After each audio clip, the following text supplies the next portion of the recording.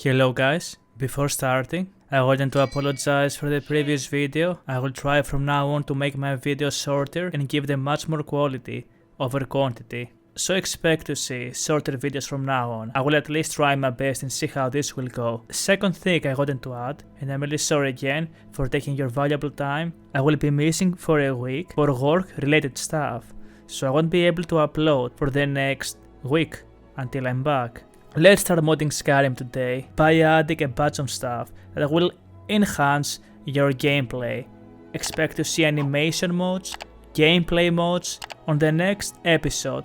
I am gonna make a poll and you guys can let me know or either vote if you want the next episode to be about armor mods or weapon mods. I will leave that down to you. Let's start by enhancing the swimming in Skyrim, which feels very generic. Make sure you have dynamic animation replacer on for this episode because we will get a bunch of mods for that. Go grab the first main file and install it. The next thing you want to get is the sprint swimming for MCM that makes you able to sprint whenever you are swimming. My idea of playing Skyrim is to make it as immersive and lore friendly as possible while you're able to use all of your environment around without losing too much of gameplay, and Go to Bed does exactly that. Since we will be playing on survival difficulty and we won't have fast travel enabled, as you have seen from my previous videos, traveling will be much more challenging. Go to Bed is a mod that it will make you to level up only if you sleep, similar to Oblivion, and that's pretty much what the mod does. It adds a bunch of animations as well, and it's very lore friendly. Go and grab the version you need. We are going to use a second file, and there is a patch list as well, so what you're going to do, you're going to grab the optional file here and also grab this file as well and install both of those to make Go to Bed work for the DLCs. You also want to go ahead and grab Go to Bed Dynamic Animation Replacer Patch, which is going to add a bunch of dynamic animations for you to choose from every time you go to sleep, so you don't have the same exact animation play over and over again, which will make the animations to work both for you and the NPCs around. And I will also recommend you to grab the MISC file to make you unable to get weird collision happening every time you sleep around small areas. Another great mod is the Immersive Folded Hands, which is going to change the weird and boring vanilla animation with a much more better hand animation, and we will grab a bunch of those, so in the end all of the NPCs will feel much more refreshing to have them around. And go and grab the optional file for Harkon and grab the main file and install both of those. Conditional Tavern cheering, which is gonna change the boring clapping animations which always plays every time an NPC wants to do something in a tavern, with a much more bigger variety, and it will give much more life inside the inns and taverns of Skyrim. I've told you before that I hate children when it comes to Skyrim, but adding more animations to them, it's something that you can always grab without again losing too much when it comes to cost of your game. And I love this mod because most of the NPCs, I'm going to leave them vanilla or look like vanilla, but we're going to enhance all of their interactions to make them feel even better as though we have modded them. Let's go ahead and grab a bunch of graphical mods, such as animated Ice Floes. Grab the Ice Floes you will find in Skyrim and animates them slightly to make the game feel much more alive. It uses base object swap. We're gonna grab a series of mods: animated potions, animated poisons, interaction idles, and animated ingredients. And before that, let's go and grab ElSopa's potions redone. It's going to completely redone all of the potion bottles to make them animated and better looking. And then we're going to override this on top of animated potions. Go and grab the second file, which is going to also add ENB light, and also grab the secondary, the optional file. Always go for 2K textures. There is also two more patches we want to grab. Grab the Falmer Blood Elixir, grab the Missing Vanilla Potions patch, grab the Apothecary patch. If you have the CC Adventure Backpack, grab that. Go and grab the Falmer Blood Elixir that adds an ENB light into it. Go and grab the JK Dragon's Reach patch. Go to the optional files and grab those because they will add us ENB light, and thus will do it for the patches. Go ahead and install all of those. Go and grab animated poisons. Go and grab the main file, and let's move to the animated interactions and idles. And lastly, animated ingredients. Grab this one as well. Go and grab the animated water lily, which is going to add animations to the water lilies inside the game. For this, you want to go to the requirements and first of all install Waterplants. And there is a bunch of patches. Go ahead and grab patch for Waterplants for Falkangriff, our grass mod of our choice, and grab the Waterplants of Skyrim as well and install both of those.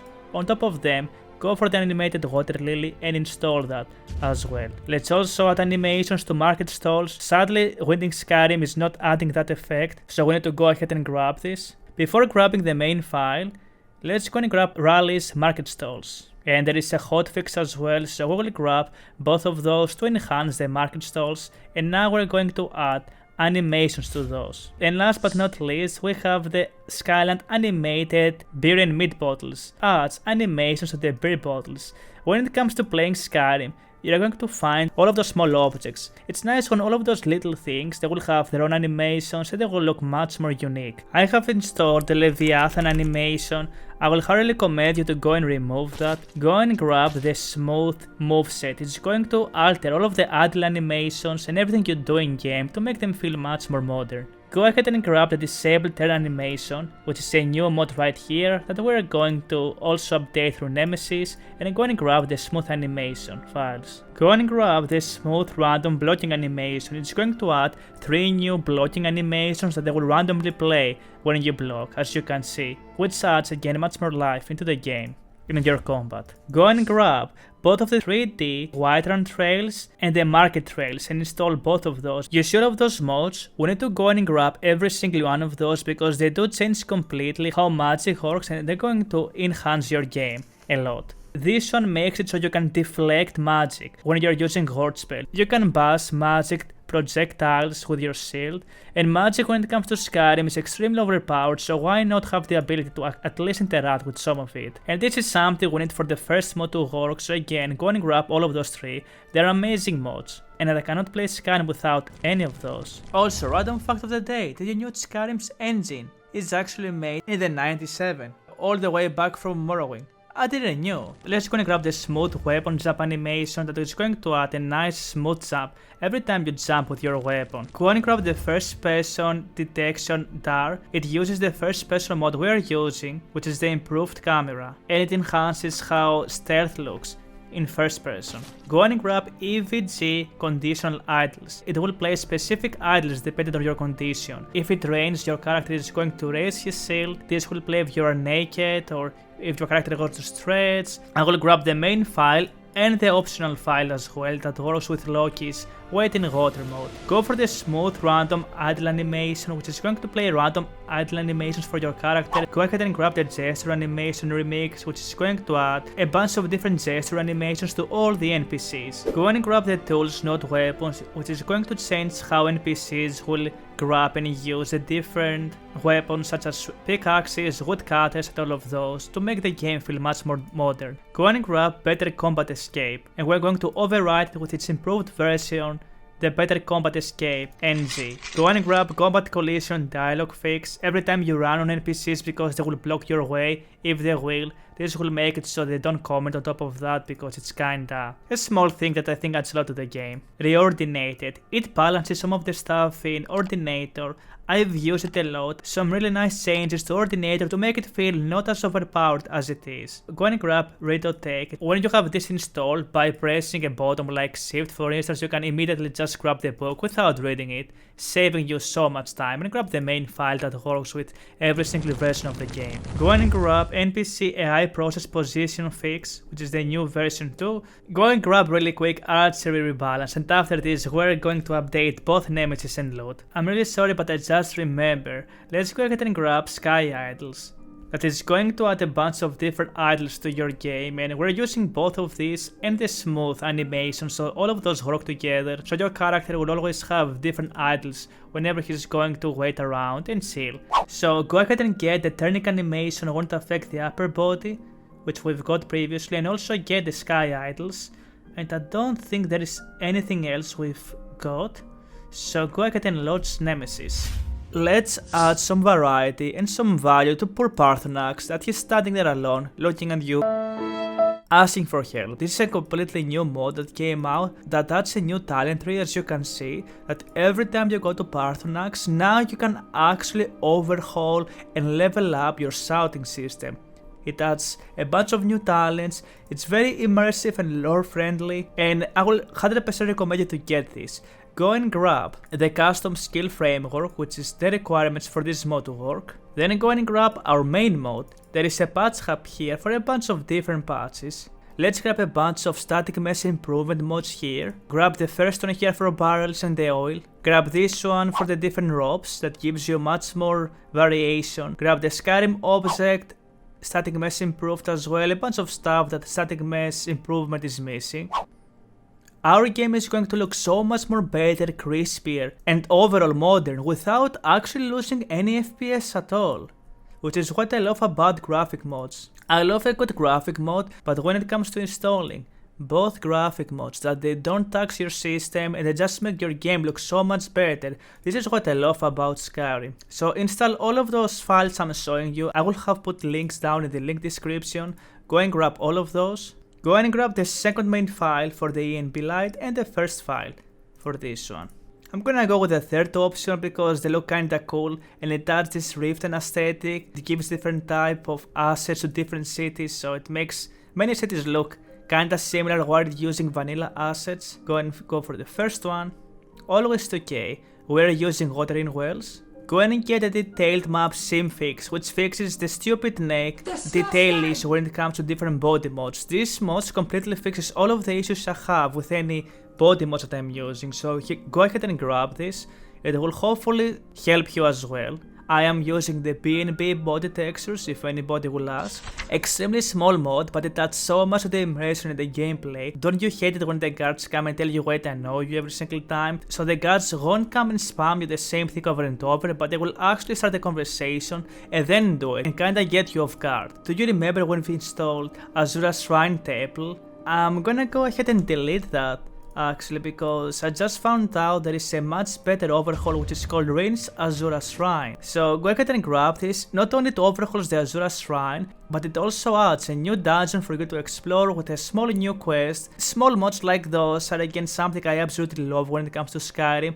I'm really sorry for telling you to download Azura Shrine on the previous episode, but go ahead and grab this one. And now, although this doesn't fall down to the category of gameplay changing mods, let's go and overhaul some of the places in Skyrim. Go and grab Rain's Farms, a beautiful mod that overhauls all of the farms by adding extremely small things that again, those will not be taxing to your system. They're very good to use, so go ahead and grab those. Again, have in mind if you have anything that overhauls already the things we are trying to overhaul, it will cause problems. I am grabbing overhauls for the smallest things in Skyrim, such as specific farms or farmhouses and things like that. Go and grab the Rinse, Hod and Gerder's house as well and install that. Go and grab the Sven house overhaul as well. Go and get Rinse Fendel house and go and grab the Riverwood Blacksmith. I love this mod, the Rinse Western Watchtower. It makes it where when you start the game, not only it overhauls the watchtowers, you can see by adding a bunch of walls and things like that, that again, it won't cost you any FPS at all. It's something extremely small,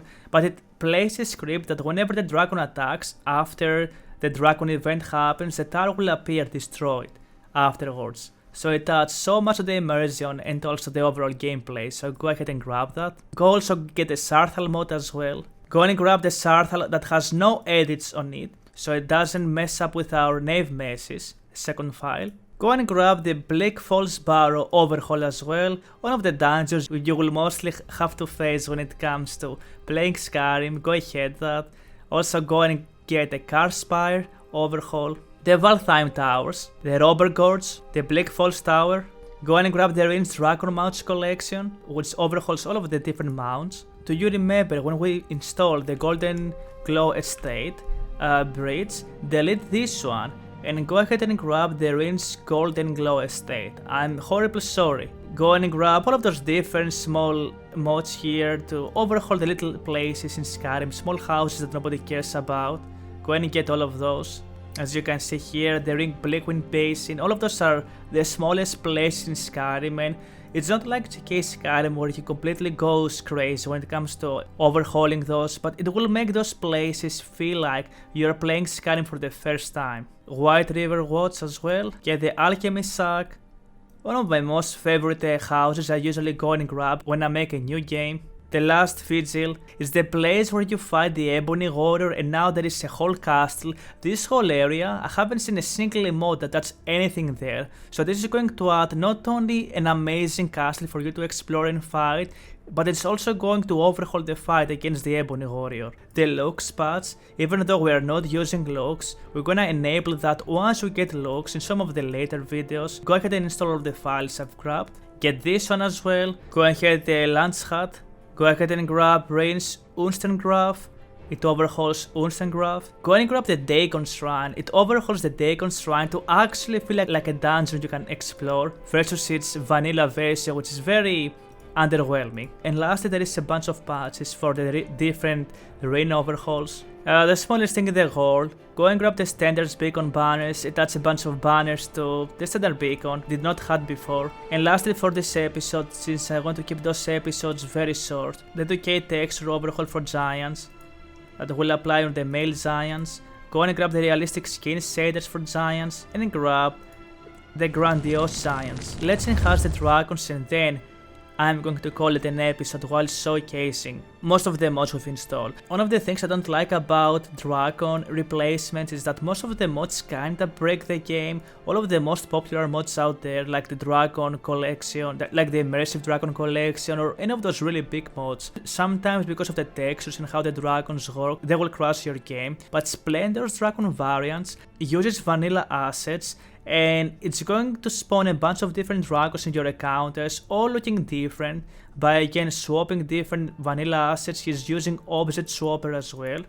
And it's one of the best dragon overhauls I've seen when it comes to the textures, FPS friendliness and all of that. And we're going to change the dragons as well by adding Immersive Dragons, kinda slightly changing how the vanilla dragon skeleton looks to make them look much more menacing and intimidating, and that should change the gameplay of you fighting dragons. Again, we haven't added that many mods this time. I wanted to keep those episodes as short as possible. You can see some of the new textures here that we have installed. This is the Dwemer Pipe Horks, which makes all of the Dwemer objects to look very sick. Once we install our lighting mod again, those are going to look so much better. When you go to bed, this animation plays, and you can even change it into first person, as you can see. You even have the bed sheets for extra immersion. If you go on third person camera, there is a weird glitch happening right now, but it doesn't really matter. And you can rest, and that's how you level up, which is a very nice and immersive feature to have. And don't worry too much about on the top left with our UI, that can be fixed. Let's go ahead and explore Markrath and see how things look around. As you can tell, again, our game looks very much vanilla friendly, like having way too much contrast or something like that. Here we're getting some very heavy frame drops, close to 48, that's because of the GK overhaul, and this is why I'm avoiding to use the GK overhaul to the many cities. It's going to have the same effect. We won't have that many interiors that we will go below 50 FPS, and that's one of the biggest overhauls when it comes to an interior. Look how big this place is, similar to Dragon Ridge. We're gonna have the biggest drop when it comes to those. A Dwarven Armor Mudcrab. I don't know if that's supposed to be DLC or not. Oh, look at how beautiful those look too. Those are the potions that we've installed. As you can see, the combat feels completely different and much more enhanced, if I can say so.